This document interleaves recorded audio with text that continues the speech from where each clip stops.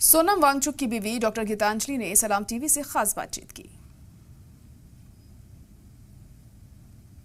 सब चीज़ों बातचीत के लिए मेरे पास सोनम वांगचुक की वाइफ डॉक्टर गीतांजलि है।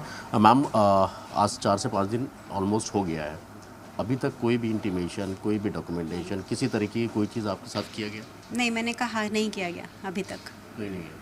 एग्जैक्टली उस दिन हुआ क्या था कि जिस सोनम वांगचुक को अरेस्ट किया गया, एनएसए लगाया गया, जबकि उनको इतने सारे अवार्ड्स हैं, जितनी सारी चीज़ें हैं, उनका जो काम है उसको सरकार ने कई बार रिकॉग्नाइज किया।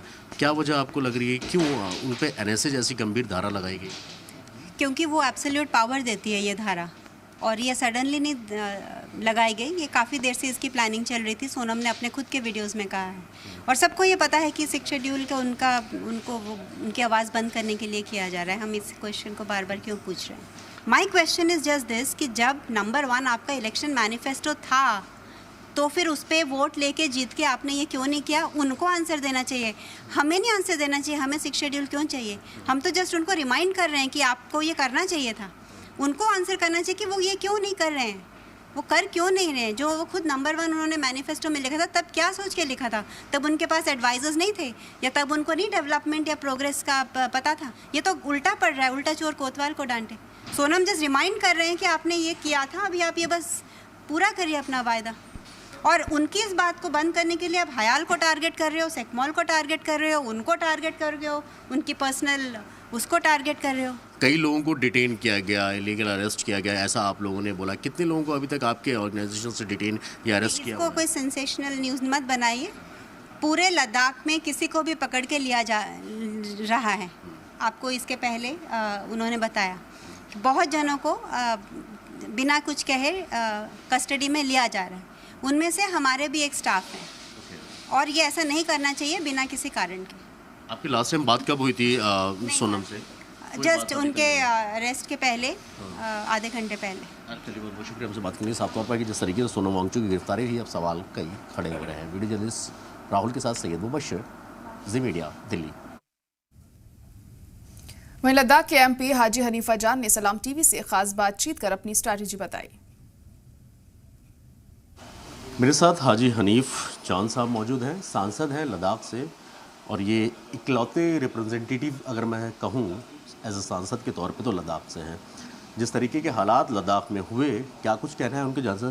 सर, जो माहौल बना, प्रोटेस्ट तो इससे पहले भी कई बार हुए, जो माहौल बना, जिस तरीके से गिरफ्तारी हुई, सोनम वांगचुक, कई सारे अवार्ड्स मिले, लेकिन ऐसे व्यक्ति के ऊपर अब एनएसए लगाकर उनको अरेस्ट किया गया, क्या कुछ कहना है आपका? देखिए, पिछले कई सालों से हम अपने मुद्दों को लेके प्रोटेस्ट भी कर रहे हैं, हम बातचीत भी कर रहे हैं गवर्नमेंट ऑफ इंडिया से, लेकिन बहुत ही पीसफुली हमने आज तक जो है अपना प्रोटेस्ट दर्ज किया। गांधी की रास्ते पे चलने की बातें करने वाली सोनम वांगचुक है, लेह से पद यात्रा, लेह से पैदल चल के जो है दिल्ली में अपना प्रोटेस्ट जो है वो दर्ज करने के लिए आए।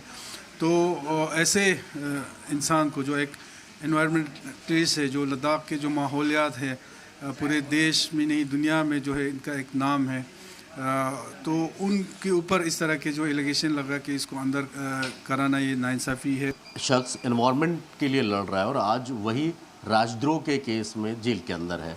आप लोगों को उसके, जब से उनको अरेस्ट हुआ तब से कोई बातचीत, कोई मुलाकात हुई आप लोगों की?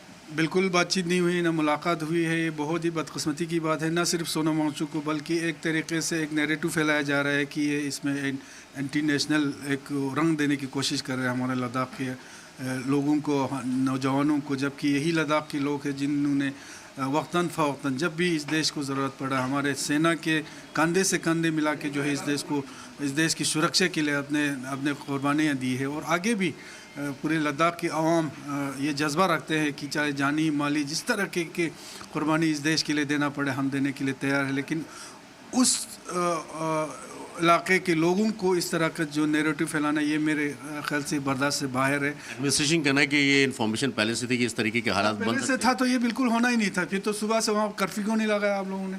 इतने पिछले 1-2 महीने से जो है वहाँ पे इतने जो है CRPF वगैरह जो फौज जो है वहाँ जमा किया गया, वो उनको कहाँ रखे थे फिर? वहाँ पे एक बैरिकेड भी नहीं लगाया था उस 24 तारीख को। तो ये सारे चीज़ें अगर ऐसा है तो फिर फेलियर है इसमें एडमिनिस्ट्रेशन का। सॉल्यूशन कैसे लगेगा जब बातचीत नहीं हो पाएगी? लीगल उस पर हम हर चीज़ पे हम सोच रहे हैं। हमारे टीम वहाँ पे लेह में जो एपेक्स के हमारे जो लीडरशिप है वो सारे इन चीज़ों में लगे हुए हैं। वहाँ पे बार एसोसिएशन के जो वकील साहिबान हैं वो सब भी इसमें जुड़े हुए हैं। सब लोग हर चीज़ पे हम ये सोच रहे हैं। बहुत बहुत शुक्रिया हमसे बात करने। साफ तौर पर थे ये लद्दाख के सांसद हाजी हनीफ जान। साफ तौर पर कहना है कि जिस तरह की कार्रवाई हुई वो कभी भी बर्दाश्त नहीं करेगा। सरकार से तब तक बात नहीं होगी जब तक हमारी जो मांगे हैं उनको नहीं माना जाता। वीडियो न्यूज़ राहुल राय के साथ सैयद मुबशर, जी मीडिया, दिल्ली।